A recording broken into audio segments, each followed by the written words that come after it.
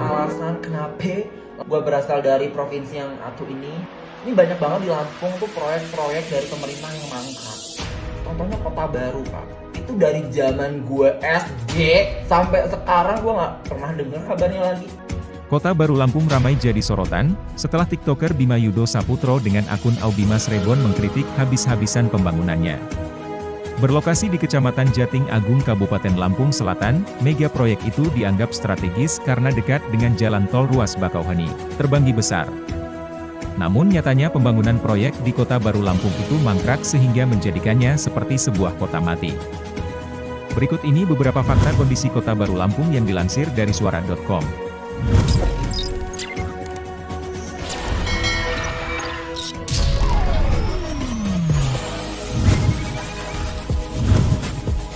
Telan anggaran triliunan rupiah.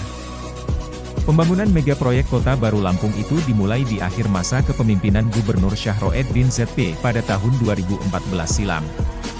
Pembangunan area perkantoran yang akan digunakan untuk Pemprov Lampung ini menelan anggaran sampai 1,2 triliun rupiah.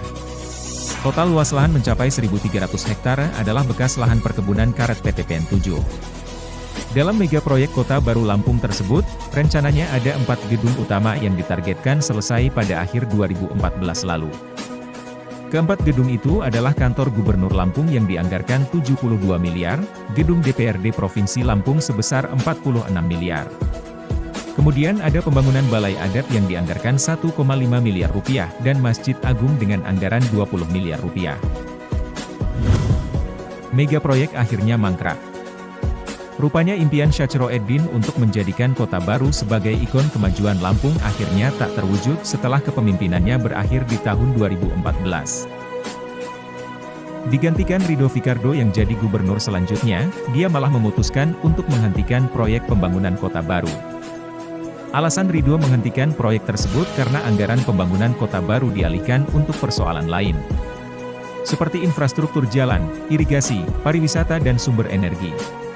Bahkan sampai masa kepemimpinan Ridho berakhir di tahun 2019 lalu digantikan oleh Arinal Junaidi, kelanjutan pembangunan Kota Baru masih jadi tanda tanya. Akses jalan rusak parah. Pembangunan Kota Baru yang mangkrak itu diperparah dengan kondisi akses jalan yang rusak parah di sejumlah titik.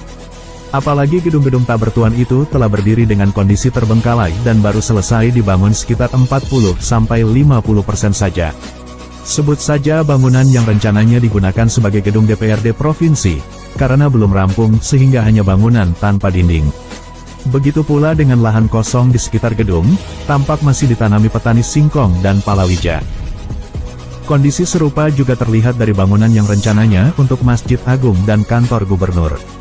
Satu-satunya gedung yang sudah berdiri dan beroperasi hanyalah Rumah Sakit Bandar Negara Husada. Namun kondisi rumah sakit yang pernah jadi rujukan pasien COVID-19 itu sepi dan minim aktivitas. Terkendala anggaran. Terkait pembangunan Kota Baru yang mandek itu, Wakil Gubernur Lampung Cus Munia Kalim buka suara. Dia mengakui kelanjutan pembangunan Kota Baru terkendala anggaran. Disebutkan bahwa fokus Pemprov Lampung adalah untuk memaksimalkan anggaran lebih ke perbaikan infrastruktur dan pengembangan SDM. Ia pun beralasan bahwa proyek pembangunan Kota Baru Lampung itu merupakan warisan dari era pemerintahan sebelumnya, sehingga menurutnya tidak tepat jika pembangunan dibebankan pada masa kepemimpinan Gubernur Arinal saat ini.